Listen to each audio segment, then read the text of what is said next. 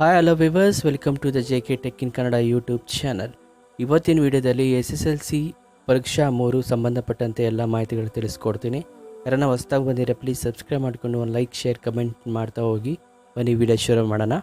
ಅಂದರೆ SSLC ಪರೀಕ್ಷಾ 3 ಸಂಬಂಧಪಟ್ಟಂತೆ ಪ್ರಮುಖ ಅಧಿಸೂಚನೆ ಹೊರಬಿದ್ದಿದೆ. ಯಾರ್ಯಾರೆಲ್ಲ ಎಕ್ಸಾಮ್ ಬರೀಬೋದು ಎಲ್ಲನೂ ಕೂಡ ಈ ವಿಡಿಯೋದಲ್ಲಿ ತಿಳಿಸ್ಕೊಡ್ತೀನಿ, ನೋಡ್ಕೊಳ್ಳಿ. ಯಾರು ನೋಂದಾಯಿಸಿಕೊಳ್ಳಬಹುದು? 2024ರ SSLC ಪರೀಕ್ಷೆಯಲ್ಲಿ ಅನುತ್ತೀರ್ಣ ಆದವರು 2025ರ ಪರೀಕ್ಷೆ 1 ಮತ್ತು ಪರೀಕ್ಷೆ 2ಗೆ ನೋಂದಾಯಿಸಿ ಗೈರಾದವರು, ಮುಂಚಿನ ಫಲಿತಾಂಶವನ್ನು ಸುಧಾರಿಸಲು ಬಯಸುವ ವಿದ್ಯಾರ್ಥಿಗಳು. ನೆಕ್ಸ್ಟ್ ನೋಡ್ಕೊಳ್ಳಿ, ನೋಂದಣಿ ಪ್ರಕ್ರಿಯೆ ನೋಡ್ಕೊಳ್ಳಿ. ನೋಂದಣಿಯನ್ನು KSEAB ಅಧಿಕೃತ ವೆಬ್ಸೈಟ್ನಲ್ಲಿ ಹೋಗಿ ಮೂಲಕ ಮಾಡಿಕೊಳ್ಳಬೇಕಾಗುತ್ತೆ. ಹಂತವಾಗಿ ಮಾರ್ಗಸೂಚನೆ ನೋಡ್ಕೊಳ್ಳಿ. ಶಾಲಾ ಲಾಗಿನ್ ಬಳಸಿ ನೋಂದಣಿ ಮಾಡ್ಕೊಳ್ಳಿ. ಶಾಲಾ ಅಧಿಕಾರಿಗಳು ವಿದ್ಯಾರ್ಥಿಗಳಿಗೆ ರಿಜಿಸ್ಟರ್ ಫಾರ್ ಎಕ್ಸಾಮಿನೇಷನ್ 2025 ಆಯ್ಕೆಯಲ್ಲಿ ಅನುಸರಿಸಬೇಕು. ವಿದ್ಯಾರ್ಥಿಗಳ ನೋಂದಣಿ ಸಂಖ್ಯೆ ನಮೂದಿಸಿ ಸಬ್ಮಿಟ್ ಬಟನ್ ಮೇಲೆ ಒತ್ತಿರಿ. ನೆಕ್ಸ್ಟ್ ವಿದ್ಯಾರ್ಥಿಗಳ ವಿವರ ಪರಿಶೀಲನೆ. ವಿದ್ಯಾರ್ಥಿಯ ಹೆಸರು, ಪೋಷಕರ ಹೆಸರು, ಜನ್ಮ ದಿನಾಂಕ, ಮಾಧ್ಯಮ, ನೆಕ್ಸ್ಟ್ ಇತರೆ ವಿವರಗಳನ್ನು ತೆಗೆದುಕೊಳ್ಳುತ್ತದೆ. ಪುನರಾವರ್ತಿತ ವಿದ್ಯಾರ್ಥಿಗಳು ಈ ವಿವರವನ್ನು ಬದಲಾಯಿಸಿಕೊಳ್ಳುವುದಿಲ್ಲ. ಫಲಿತಾಂಶ ಸುಧಾರಿಸುವವರು ತಮಗೆ ಬೇಕಾದ ವಿಷಯಗಳನ್ನು ಆಯ್ಕೆ ಮಾಡಿಕೊಳ್ಳಬಹುದು. ನೋಡ್ಕೊಳ್ಳಿ. ಪಾಯಿಂಟ್ 3, ಫೋಟೋ ಮತ್ತು ಸಹಿ ಅಪ್ಲೋಡ್. 2024 ಅಥವಾ 2025ರಲ್ಲಿ ನೋಂದಾಯಿಸಿದ ವಿದ್ಯಾರ್ಥಿಗಳಿಗಾಗಿಯೇ KSEAB ಡೇಟಾಬೇಸ್ನಲ್ಲಿ ಫೋಟೋ ಮತ್ತು ಸಹಿ ಉಳಿದಿರುತ್ತದೆ.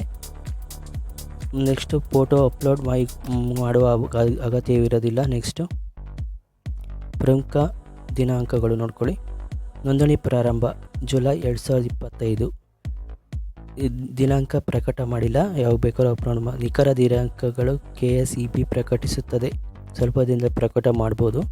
ಕೊನೆಯ ದಿನಾಂಕ ಸಾರ್ವತ್ರಿಕ ರಜಾ ದಿನ ಬಂದರೆ ಮುಂದಿನ ಕೆಲಸ ದಿನಗಳಲ್ಲಿ ಕೊನೆಯ ದಿನಾಂಕವಾದ ಪರಿಗಣಿಸುವುದಿಲ್ಲ. ನೆಕ್ಸ್ಟ್ ಶುಲ್ಕ ಮತ್ತು ಡಾಕ್ಯುಮೆಂಟ್ಸ್ ನೋಡ್ಕೊಳ್ಳಿ. ನೋಂದಣಿ ಶುಲ್ಕವನ್ನು ಆನ್ಲೈನ್ ಪಾವತಿಸಬೇಕು. ಸ್ಥಳೀಯ ಬ್ಯಾಂಕ್, UPI ಮೂಲಕ.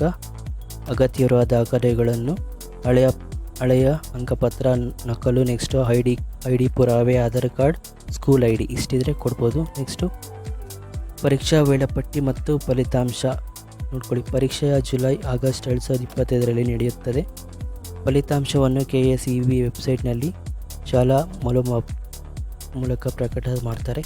ಮತ್ತು ಸಂಪರ್ಕ ನೋಡ್ಕೊಳ್ಳಿ. ಯಾವುದೇ ಪ್ರಶ್ನೆಯನ್ನು KSEB ವೆಬ್ಸೈಟ್ ಆನ್ಲೈನಲ್ಲಿ ನೀವು ಮಾಡ್ಕೋಬೋದು.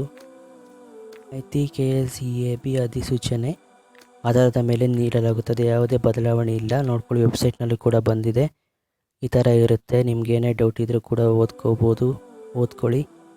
ಎಲ್ಲ ಇನ್ಫಾರ್ಮೇಷನ್ ಇದರಲ್ಲಿ ಸಿಗುತ್ತೆ. ನೀವು ಒಂದ್ಸರಿ ಕಂಪ್ಲೀಟಾಗಿ ಓದ್ಕೊಳ್ಳಿ. ಅವರೇ ಕೂಡ ಪೋಸ್ಟ್ ಮಾಡಿರೋದಿದು. ಏನೇನು ಮಾಡಬೇಕು ಅಂತ ಎಲ್ಲ ವಿವರ ಮಾಡಿದ್ದೀವಿ. ಇದ್ರ ಬಗ್ಗೆ ಇನ್ನೂ ಏನೋ ಡೌಟ್ ಇದ್ದರೆ ಇದು ಹಿಂಗೆ ಪಾಸ್ ಮಾಡಿ ಓದ್ಕೋಬೋದು. ನೀವು ಇನ್ನೂ ಝೂಮ್ ಹಾಕಿ ನೋಡ್ಕೋಬೋದು. ಓಕೆ, ಚೆನ್ನಾಗಿ ಬರೀರಿ ಸರಿ. ನೋಡ್ಕೊಳ್ಳಿ. ನೆಕ್ಸ್ಟ್ ಇದು ಒಂದು ವಿಷಯಕ್ಕೆ 425 ರೂಪಾಯಿ, 2 ವಿಷಯಕ್ಕೆ 532 ರೂಪಾಯಿ, ನೆಕ್ಸ್ಟು 3 ಅಥವಾ 3ಕ್ಕಿಂತ ಮೇಲ್ಪಟ್ಟವ್ರಿಗೆ 716 ರೂಪಾಯಿ. ಓಕೆನಾ ಶುಲ್ಕ. ನೆಕ್ಸ್ಟು ಇಲ್ಲಿ ನೋಡ್ಕೊಳ್ಳಿ. ಆನ್ಲೈನಲ್ಲಿ ಪರೀಕ್ಷಾ ಅರ್ಜಿಯನ್ನು ನೋಂದಾಯಿಸಲು ಹಾಗೂ ಬ್ಯಾಂಕ್ಗಳಿಗೆ ಪರೀಕ್ಷಾ ಶುಲ್ಕ ಪಾವತಿಸಬೇಕಾದ ದಿನಾಂಕಗಳು ನೋಡ್ಕೊಳ್ಳಿ. ಮಂಡಳಿ ಜಾಲತಾಣದಲ್ಲಿ ಶಾಲಾ ಲಾಗಿನ್ ಮೂಲಕ ವಿದ್ಯಾರ್ಥಿಗಳು ಮಾಹಿತಿಯನ್ನು ಅಪ್ಲೋಡ್ ಮಾಡಲು ಆರಂಭ ದಿನಾಂಕ 13/6/2025. ಮಂಡಳಿ ಜಾಲತಾಣದಲ್ಲಿ ಶಾಲಾ ಲಾಗಿನ್ ಮೂಲಕ ವಿದ್ಯಾರ್ಥಿಗಳು ಮಾಹಿತಿಯನ್ನು ಅಪ್ಲೋಡ್ ಮಾಡಲು ನಿಗದಿಪಡಿಸಿದ ಅಂತಿಮ ದಿನಾಂಕ 18/6/2025. ಮಂಡಳಿ ಜಾಲತಾಣದಲ್ಲಿ ಶಾಲಾ ಲಾಗಿನ್ ಮೂಲಕ ವಿದ್ಯಾರ್ಥಿಗಳು ಪರೀಕ್ಷಾ ಶುಲ್ಕವನ್ನು ಚಾನಲ್ ಮುದ್ರಿಸಿಕೊಳ್ಳಲು ನಿಗದಿಪಡಿಸಿದ ದಿನಾಂಕ 19/6/2025. ಕ್ರಮ ಸಂಖ್ಯೆ 3, ಚಾನಲ್ ಮುದ್ರಪಡಿಸುವ ಬ್ಯಾಂಕಿಗೆ ಜಮಾ ಮಾಡಲು ದಿನಾಂಕ 19/6/2025ರಿಂದ 23/6/2025 ಅವಧಿ ಕೊಟ್ಟಿದ್ದಾರೆ. ಓಕೆನಾ. ಇನ್ನು ನಾನು ಅಡ್ಡೋತಿದ್ರೆ ಓದ್ಕೊಳ್ಳಿ. ಇಷ್ಟ ಆದರೆ ಒಂದು ಲೈಕ್ ಮಾಡಿ, ಕಮೆಂಟ್ ಮಾಡಿ. ಇದೇ ರೀತಿ ನೋಡ್ತಾ ಇರಿ. Thank you for watching this video. Please like, share and comment below. See you later. Bye.